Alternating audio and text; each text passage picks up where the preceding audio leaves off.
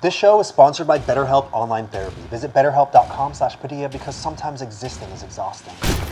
My name's Anthony Padilla, and last year I spent a day with the viral meme stars behind Kombucha Girl, Hit or Miss, and Chocolate Rain. And today I'll be spending a day with the viral meme stars behind David After Dentist, the overly attached girlfriend, and the bald guy to dig even deeper into rising to fame and becoming a sensation to millions overnight. By the end of this video, we'll find out how it feels to go viral as an 8-year-old, the most bizarre thing a fan has ever done, and how they react when someone asks them to reenact their meme on the spot. Do these viral meme stars bask in the fame that they've received for their memes, or have the pressures of this unexpected spotlight bury them under a mountain of uncertainty regarding their livelihood and their entire sense of self?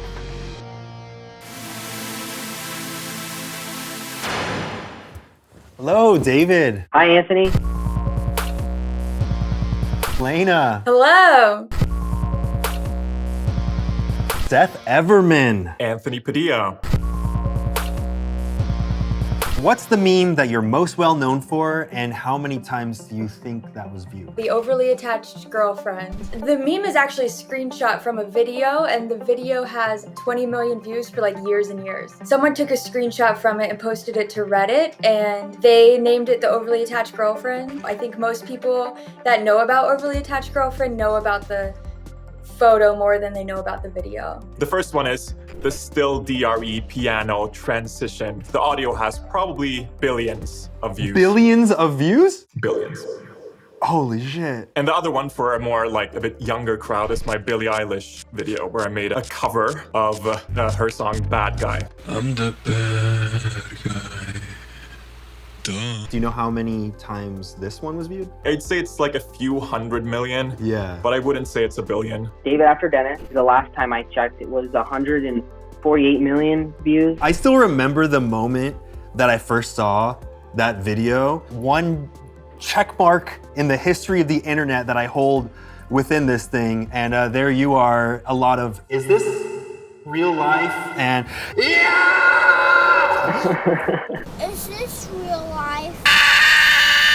Like, I cannot get that image out of my head. And I just want to thank you for that. You're welcome. You're welcome. The funny thing is you probably remember it better than I do.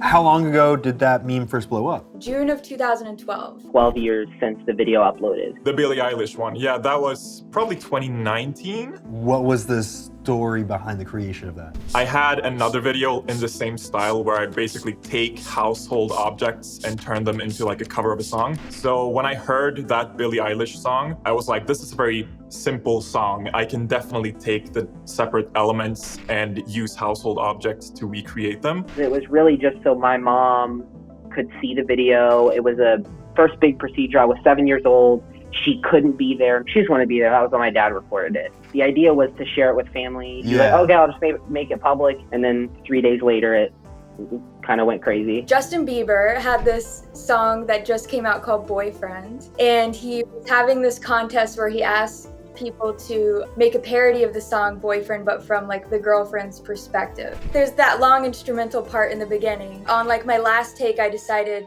to just like make the creepiest face I could and stare right into the camera. And that is like the moment that went viral. How quickly did that end up blowing up? Straight away. Right away. He uploaded it on a Super Bowl Sunday. By that Tuesday, it was 3 million. I had no idea what 3 million people looked like. It was just a number to me. It was like, oh, it's a lot of people. Do you remember the moment when you realized that this meme was first going viral? When I hear from friends that I haven't talked to for 10 years and they're like, is this you? I remember you from high school. Then I know it went like viral. This guy like one grade above me, he came and he's like, I saw you on MTV. Why were you on MTV? I was like, dude, I didn't even know what MTV was. I was like, I have no idea. Justin Bieber addressed the meme. There was a commercial on TV where my face was in the commercial, and he like made the overly attached girlfriend face like next to my face on the computer screen. Oh my God. That was Wait, that was in a commercial? Crazy. The winner of the contest got to be in a commercial that aired on NBC. I didn't win, but I was a runner-up, and they they put us in the commercial too. Do you remember the moment when you realized, oh, this is like so much bigger than I thought it would be? I tried for so long to become a YouTuber specifically ever since I started watching Smosh. Finally felt like, you know, this is something I can do. It was just amazing to see like all those notifications. I kept refreshing my feed. That's when I was like, I made it. Like, this is what I'm gonna do. Over the years, I slowly started to realize the magnitude of it. I went on the Today Show that first time. That was like, oh wow, this isn't like your everyday experience. I even got to walk the red carpet at Ralph Breaks the Internet. My life felt like it changed pretty quickly. I was in school at the time to become a teacher. I had taken a semester off to sort of figure out what I wanted to do, and then this video happened. And I feel like that was the point where I realized like, okay, maybe I could do this full time. What do you think it was about this meme that allowed it to blow up so quickly? I don't actually think it would have gone viral had it happened today. I think it was something about like YouTube at the time, and just like the people weren't sure if it was a character or not. Memes were just, most of them were a photo with text at the top, text at the bottom. And now a meme is so many things.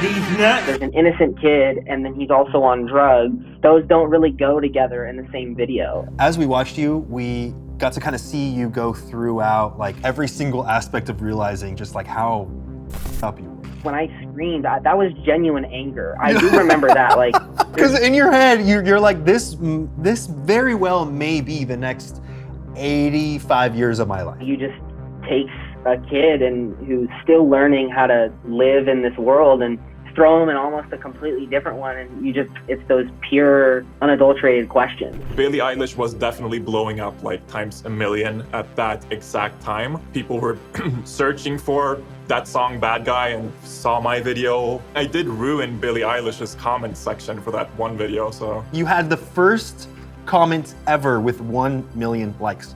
And still the world's most liked YouTube comment. Holy YouTube sent you a plaque to like commemorate this comment with over 1 million likes. It says something like, congratulations for reaching 1 million likes on Billie Eilish's Bad Guy.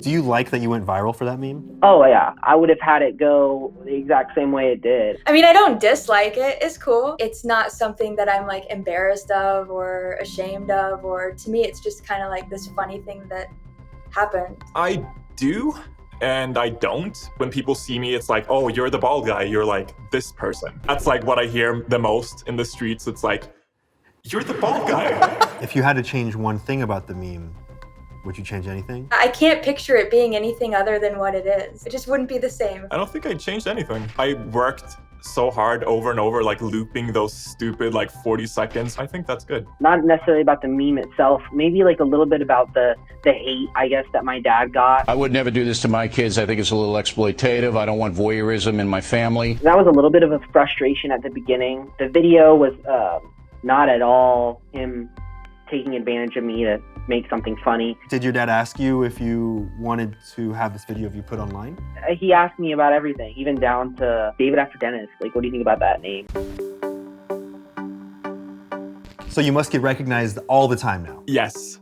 And it's always good experiences, I'd say. Like 99.9% of the time, it's like great experiences. In the beginning, it was like all the time. I don't think I look so much like the photo maybe as I used to, or I don't know, maybe. Well, I mean, you're not walking around going like, so that's if you did that, if you ever want to get recognized, that's all you got to do. That's true. Yeah, that'd be a very weird thing to do. When I get that desperate, yeah. First trip we ever took to New York, these guys in a limo, they were sticking out of the sunroof of the limo, just screamed like, "You're David after Dennis." Like, this is the weirdest thing. What's your most bizarre fan experience? Everyone always wants to feel my head in public, just random people. Like, let me feel your head. Have you ever let anyone touch your head in public? Only one person, and he was begging, and it was at the bar, and I was like kind of drunk, and he was very drunk. And I'm like, yes. What's your reaction when someone asks you to recreate your meme? I do it. Damn! It's been done! Yo! My reaction is to be like very deadpan and just say no. Recreate a meme right now. No. I do Cameo, and people have asked me to scream on Cameo. Do you do it? Oh, yeah. I feel like you are very different than your online persona. Is that a choice to be different in your content than the way you actually are in real life? It's actually very simple to explain. When I filmed my very first videos that went viral, it's like I was sitting and like playing the keyboard in my lap, like over and over again, doing takes after takes, being really like just sick of it, but I wanted to get like the perfect take. Every video I'm in, it's just like, not this shit again, like take 40. Your iconic look became just you exhausted. It literally is. How do you think your life has changed most since becoming a meme? There are experiences that I've had that I, would have never had otherwise. I had a staring contest with Jessica Alba once in Singapore, and that's got to be like the weirdest. Like fun fact about me. All the opportunities I have in life are basically from that. I'm self-employed now. That was my main goal my entire life. Like from birth, I was like, I'm gonna be a rock star before I'm 18 or else I'm gonna kill myself. Holy shit, did you really say that? Yes, and that didn't work, but I became a YouTuber, so that's like second best. Getting to do, super cool things with Anthony Padilla. You trying to butter me up? No, seriously, like I used to watch you when I was a kid with my cousin, before David After Dentist, I think, actually. Where do you think your life would be now if you never went viral at all? I think I might have been happier. Really? So I could definitely have had a job and just like had a very stable, steady life. My whole goal the entire time was to be self-employed, be my own boss, and work from home. I'd be on vacation, I'd be free at all times. But instead, I'm at work at all times. So you think that you would have been happier with kind of a 9-to-5 job because you would be able to like clock in and clock out and not be at your work at all times of the day? I'm sure the job itself would be like boring as every other job, Yeah. but like when I'm off work, I would be off work. Do you ever have people imply that you're just a one-hit wonder? Before we continue learning about the world of viral meme stars, Oh yeah, they don't imply it, they just say it. They're not totally wrong. I'd like to thank Mint Mobile for sponsoring this episode. And I feel like I should be wearing my costume for this. What do you think? Yeah. Mint Mobile is the first company to sell premium wireless service online only, starting at just $15 a month. By cutting out retail stores, there's no ridiculous overhead costs that get passed down to you in the form of mystery fees. Instead, Mint just passes on those sweet savings directly to you. All their plans also come with unlimited talk and text, plus high-speed data delivered on the nation's largest 5G network. And the best part is, you can use your own phone with any Mint Mobile plan, so you don't have to worry about the hassle of changing your number or losing all of your contacts with it. And if you're not 100% satisfied, I can barely breathe in this thing. I need to work on ventilation. If you're not 100% satisfied, Mint Mobile has you covered with their 7-day money-back guarantee. So to get your new wireless plan for just $15 a month and get the plan shipped directly to your door for free, go to mintmobile.com/Padilla. Again, that's mintmobile.com/Padilla to support this series and to cut your wireless bill down to just $15 a month. Huge ups to Mikey, by the way, for coming up with this brilliantly dazzling idea. It only took me 8 hours of bedazzling. Time well spent. Here she is as Mikey Myers, and I can confidently say I have never before looked at Michael Myers and felt the feelings that I felt. Now back to the world of viral meme stars.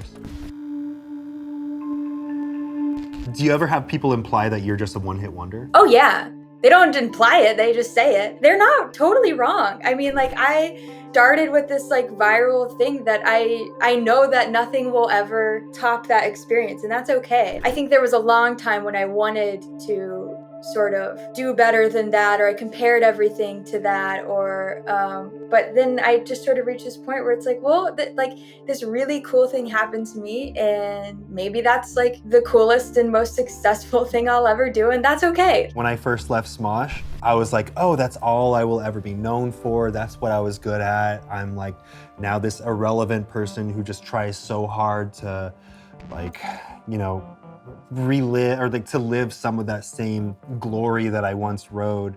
And it got so bad because I was receiving so many comments calling me irrelevant that I was like, one day I was like, fuck it, I am blocking the word irrelevant from my comment section. I don't need to see that anymore. It's really hard, and then it's hard to like feel irrelevant and then feel like silly for caring. But I will say the thing that felt best was when a year or two ago I went in and removed that word from my filter list, and I didn't have to worry about it. I didn't receive any more comments like that. It was weird. It was like once I stopped caring about if people perceived me as irrelevant, they no longer called me irrelevant. People aren't stupid. They pick up on like so many like subtle things, and they know.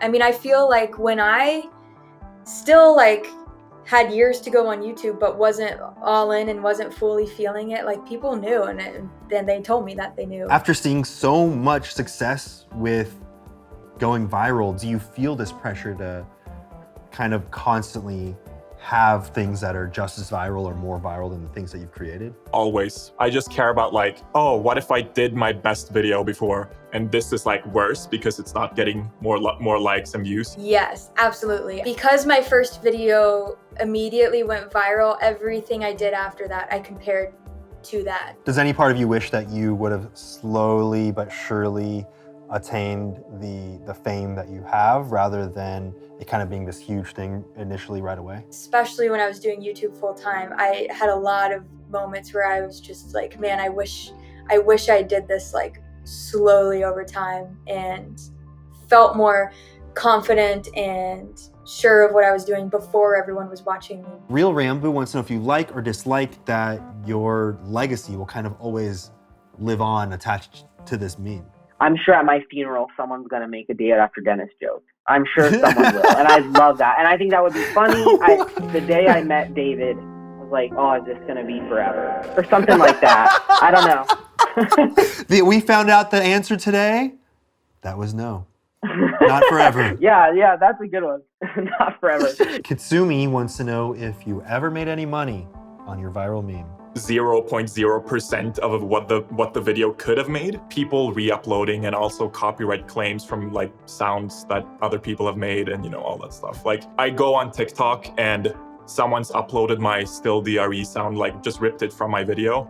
And I scroll through that sound and it's got like 500,000 TikToks. The top ones are like 3 million likes, 6 million likes. Like they're all like huge ones by like big TikTokers and like celebrities and stuff. No built up resentment or trauma attached No, to that. I'm fine. I just hate all the people, all the 500,000 people who uploaded it to TikTok and all the...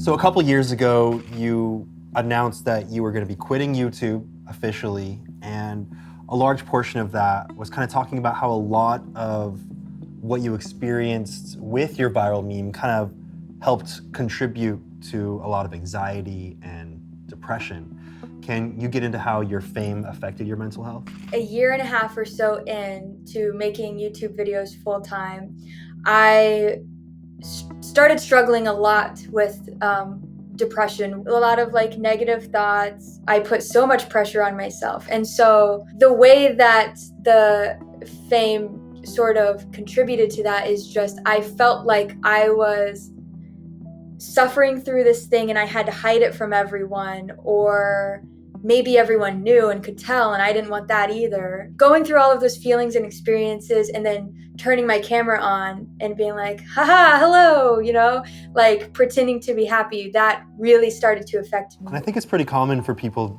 that do achieve any kind of success to feel guilty if they are feeling anxious or depressed or any other kind of like debilitating mental health issue. They feel like, I have no right to feel this feeling. And then it becomes this kind of shame cycle of guilting themselves. It was like, well, I should be doing really well because I have these material things. I have this life I've always wanted and other people want. So why do I feel this way? Like, what kind of like terrible person hates their life when their life is so good? What do you do with your life after seeing what viral success can give you and then leaving that in the past? What do you do now? I spent a lot of time building up to that final decision. So when I did walk away, I was ready to do it. And it was very emotional.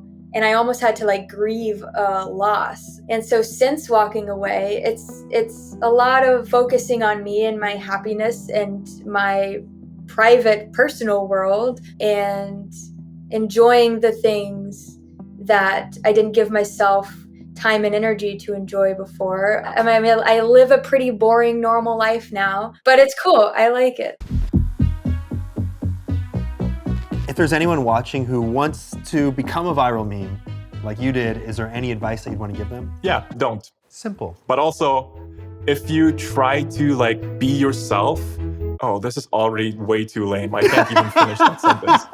If you're being yourself, just filming, having fun in the process of making something, and it happens to go viral, that's great. Right. That's like just what you should do. Do you have any advice for anyone watching who has seen viral success, something that just struck them overnight, and is kind of dealing with the mental health toll that all takes? Spend time alone with yourself, figure out who you are, and like most importantly, be happy and accepting and okay with who you are. Don't put everything into this thing that is like only gonna be here for a moment in time. Enjoy it while it lasts. Remember who's important in your life. It's not always the people on the internet. All right, you got 5 seconds to shout out or promote anything you want directly into camera.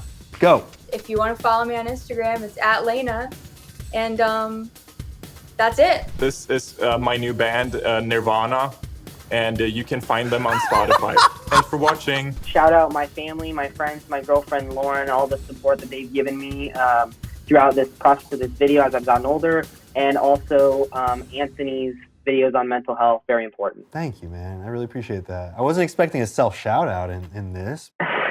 Well, there you have it. I spent another day with Viral Meme Stars, and I feel like I understand how having your legacy attached to a meme can change your entire life, and how it's easy to feel like your self-worth is attached to your success.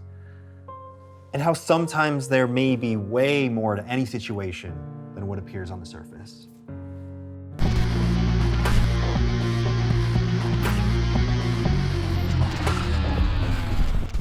I'm a Smosh stan. You're a Smosh stan? I was.